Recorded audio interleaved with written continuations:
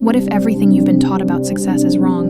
What if the rejection letters piling up on your desk aren't obstacles, but actual invitations? What if the very thing holding you back, your lack of connections, your failed business, your empty bank account, is precisely the advantage you've been missing?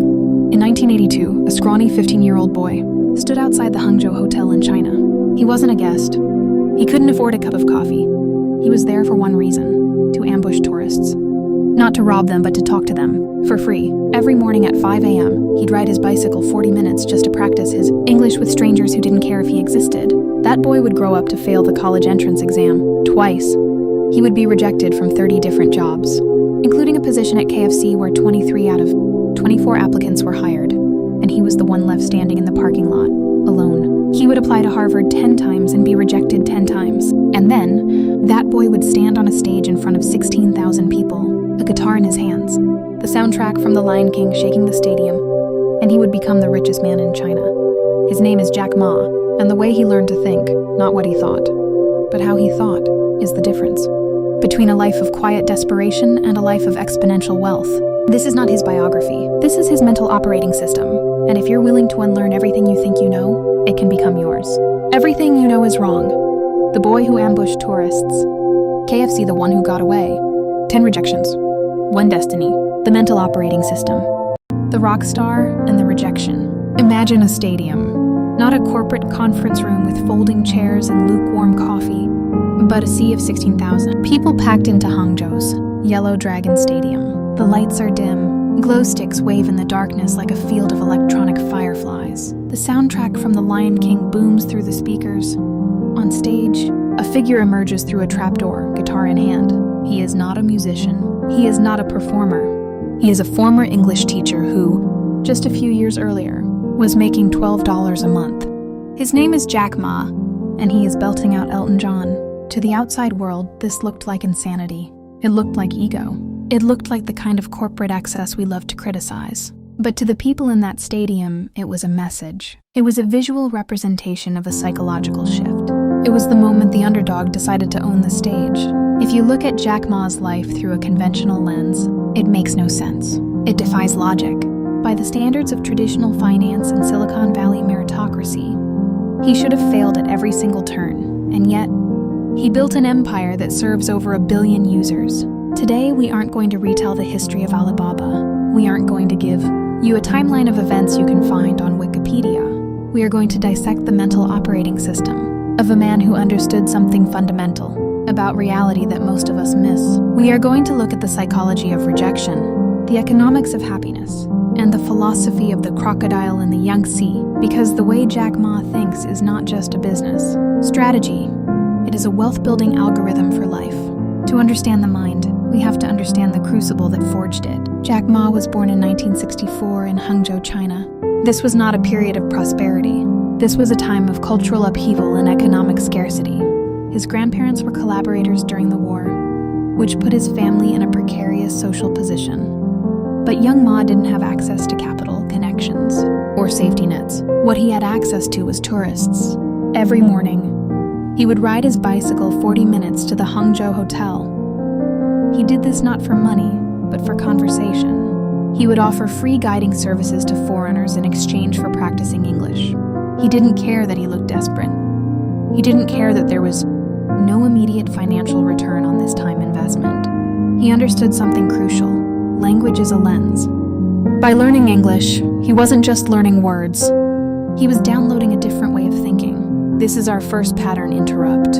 Most of us optimize for the immediate transaction. Jack Ma optimized for the long-term cognitive expansion. He was building his mental hardware, while others were trying to make a quick buck. And yet, the world seemed to conspire against him. The universe tested him with a brutality that would have broken most people. He took the college entrance exams. He failed again. He applied for jobs with a level of persistence that borders on the obsessive. 30 different applications, 30 rejections. He applied to Harvard 10 times. He was rejected 10 times. When KFC came to town, they hired 23 out of 24 applicants. Jack Ma was the one they turned away. Even the police force, in a moment of dark comedy, told him he wasn't good enough. Now stop for a second. If you are keeping score at home, the numbers are abysmal. By the age of 30, He had zero financial assets, zero academic prestige, and a resume that looked like a collection of failure notices. Most people, when faced with this level of systemic rejection, internalize it. They think, the data says I am not good enough. I should lower my expectations. But Jack Ma did something psychologically radical. He refused to treat rejection as a verdict. He treated it as data. There is a concept in cognitive behavioral therapy called cognitive reframing. It is the ability to change the meaning of an event by changing the context in which you view it. When Jack Ma was rejected from KFC, he didn't think, I am unemployable. He thought, this is statistically bizarre, and it frees me from the path of working for someone else. He was able to separate his identity from his circumstances. This brings us to the crocodile and the Yangtze philosophy. When Alibaba finally started to gain traction, it faced a monster. eBay, the American giant, was moving into China. They had billions in market cap. They had experienced executives. They had the winning strategy. Jack Ma looked at the shark in the ocean and made a conscious decision. He refused to play the game on the shark's terms. He said, eBay is a shark in the ocean. We are a crocodile in the Yangtze River. If we fight in the ocean, we will lose. But if we fight in the river, we will win. This is a masterclass in strategic thinking. Most of us, when faced with a competitor or a challenge, try to imitate the winner. We try to be a better shark. We try to fight in the ocean. But Jack Ma understood that the environment determines the outcome. He changed the environment. He leveraged local knowledge. He built Taobao, a platform that looked chaotic and messy to Western eyes, but perfectly matched the excitement and stimulation that Chinese consumers craved. He knew that you cannot beat a giant by being a slightly better giant. You beat them by changing the rules of the game entirely. This is the essence of the crocodile mentality. Knowing your terrain so intimately that the invader drowns in their own assumptions. The Crucible, Hangzhou, 1964. 30 jobs, 30 rejections. The KFC anomaly. Cognitive reframing. Failure is data. Shark vs. crocodile. After graduation, Jack Ma finally landed a job. He became an English teacher. His salary was $12 American per month. Let that sink in. $12. In the context of Tier 1 countries, that is the price of a movie ticket, a fast food meal for two, or a monthly streaming subscription. That was his entire income. And yet, when asked about that period decades later, when he was worth billions, he said something that shatters the standard narrative of wealth. He said, those were fantastic days. He called it the best life I had. This is not just false modesty. This is not nostalgia for the sake of being humble. This is a profound psychological insight into the nature of happiness and money. We live in a culture obsessed with the hedonic treadmill. The concept is simple. We work hard to make more money, believing it will make us happier. We get the raise, and for a few weeks, we feel elated. But then our baseline resets. We adapt. The new car becomes the old car.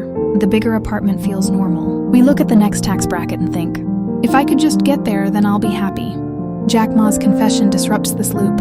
He is telling us that his happiness index was higher when his bank account was nearly empty. Why? Because during those teaching years, he had autonomy, purpose, and connection. He was in flow. He was shaping young minds. He wasn't managing wealth. He was managing meaning. This is a critical distinction for anyone watching who is trying to build wealth. If you believe that money will solve your emotional problems, you are in for a rude awakening. Money solves money problems. It does not solve identity problems, purpose problems, or relationship problems. Jack Ma took this philosophy a step further. He articulated a theory of wealth that sounds almost anti-capitalist, yet it comes from one of the most successful capitalists of our time. He said, when you have $1 million, that's your money. When you have 20 million, you start to have a problem. When you have 1 billion, that's not your money. That's the trust society gave you. Let's unpack the psychology of this statement. At the level of 1 million, money is a tool for personal security. You can buy a house, secure your family's future, and perhaps take some nice vacations. It is tangible. It is yours. If this message resonates with you, if you are ready to reframe your relationship with money and success, consider subscribing and turning on the notification bell. This video is designed to be deeply informative, so make sure you watch until the end. We are about to uncover the secret of how ordinary people do extraordinary things. Like this video and share it with someone who needs to hear that happiness isn't a number on a screen. 12-month The Best Life. The hedonic treadmill. The wealth spectrum, million versus billion. Stewardship, not ownership. Find your 12. By the time Alibaba was on solid ground, Jack Ma began to codify his philosophy into actionable advice. He created a framework for life based on decades, a kind of career algorithm that is surprisingly rare in the hustle culture of the West. He said that your 20s are not about the company you join. They are about the boss you follow. This is a radical departure from the standard advice. We are usually told to look for brand names, high salaries, and impressive titles. We are told to optimize for the resume line. Ma says that is a mistake. In your 20s, you are still wet cement. You are forming your work and your cognitive patterns. If you work for a toxic boss, you will absorb that toxicity. If you work for a mediocre boss, you will learn mediocre skills. But if you find a great mentor, you are essentially downloading a success operating system directly into your brain. He advises young people to make enough mistakes. Don't be afraid to fall. The goal in your 20s is not to build the perfect career. It is to build a strong foundation. Every mistake in his view is income. It is revenue. It is a deposit in the bank of experience. Then the algorithm shifts. Between 30 and 40, Ma says, you need to think clearly about whether you are working for yourself. This is the decade of execution. You have learned the ropes. You have made your mistakes. Now, you need to build your thing.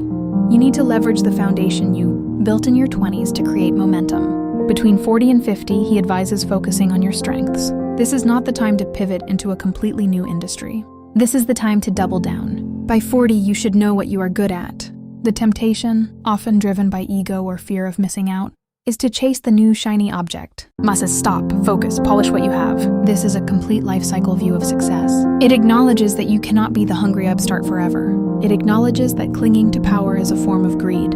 By stepping down as CEO in 2013 and as chairman in 2019, Ma lived this philosophy.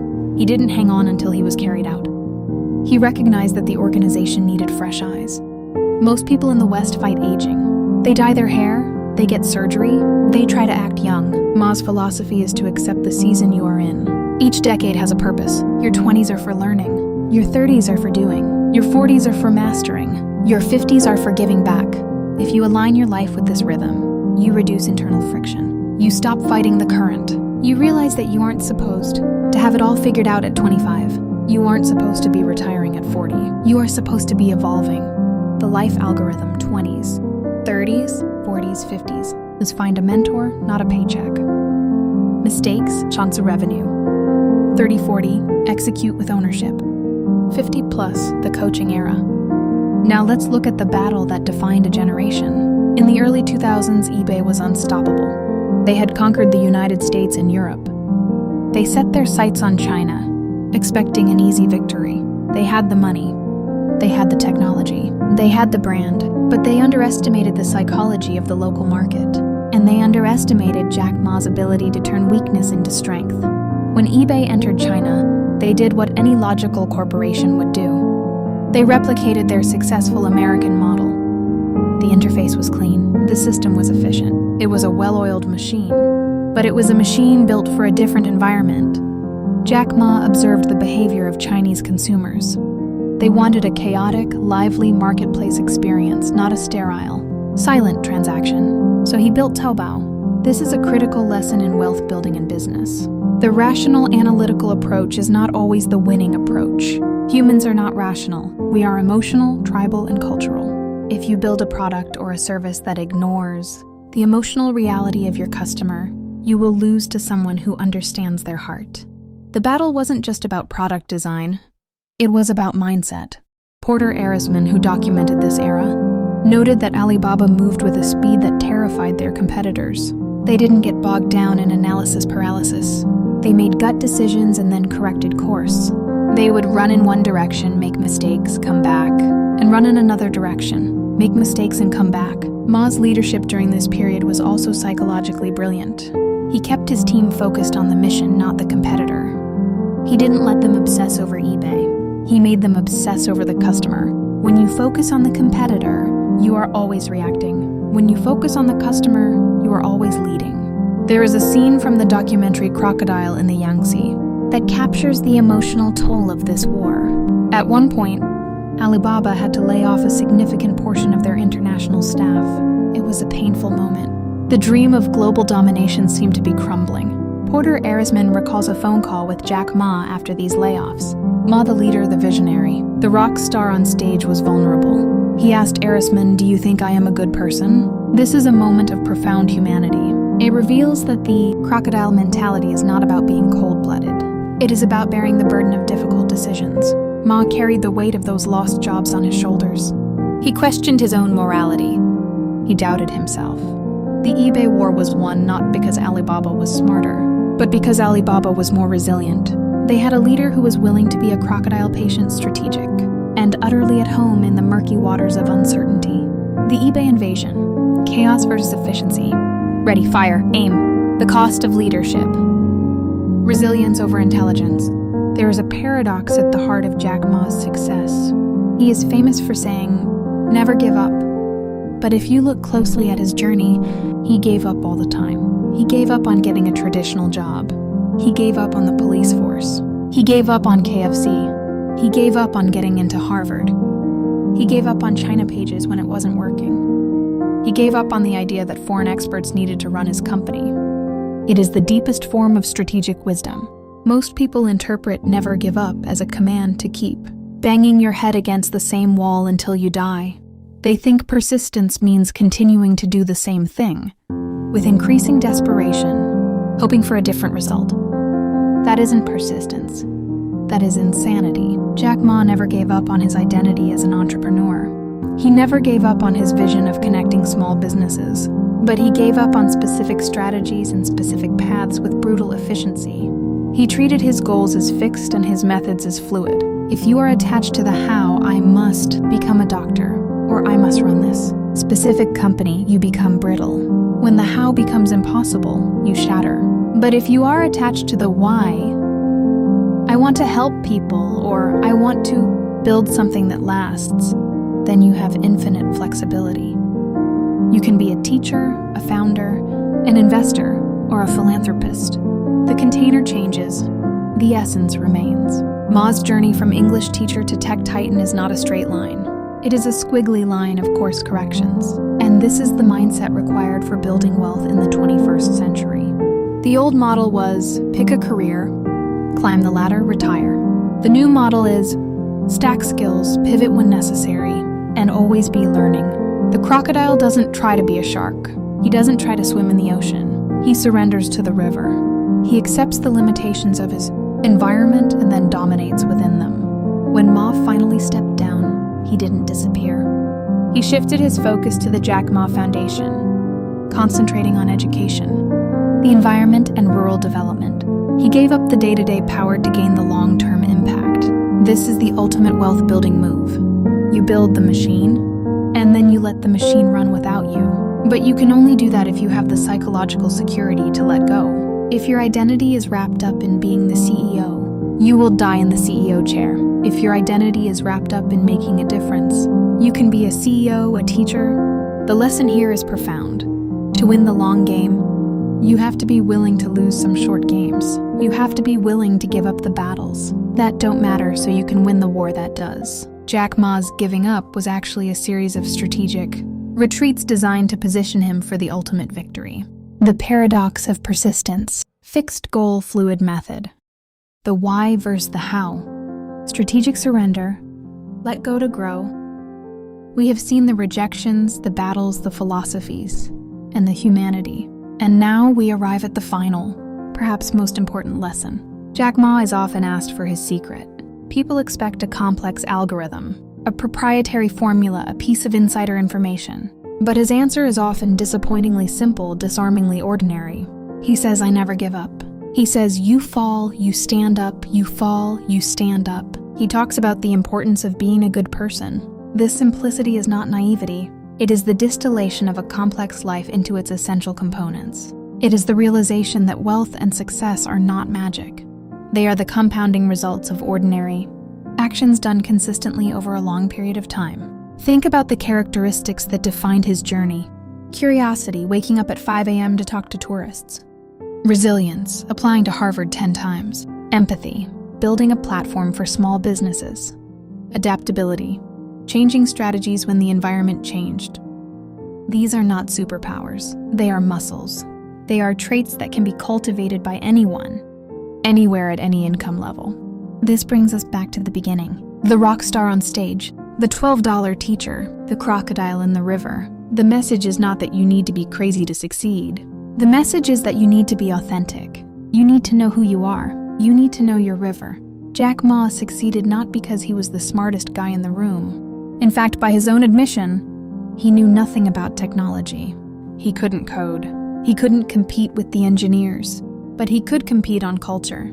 He could compete on vision. He could compete on his ability to inspire ordinary people to do extraordinary things. The financial markets want you to believe that success is complicated. They sell complexity because complexity generates fees. But the truth is often much simpler. It is about showing up. It is about refusing to let the world define your limits. It is about looking at a rejection letter from KFC and laughing because you know that their judgment is not your identity. And what about your relationship with money? Are you chasing a number that will never satisfy? Or are you building a life where you can find your $12 happiness even as you strive for more? Find the problem you are compelled to solve. Find the river you are compelled to swim in. And then don't give up. If this documentary shifted your perspective, if it made you think differently about your own potential, hit that like button. Leave a comment. What is your Yangtze River? Where do you feel most powerful? Subscribe to join our community of next generation thinkers. And I'll see you in the next video. Until then, stay in your river. The power of ordinary. Know your river. Curiosity, resilience, empathy. The simplest answer.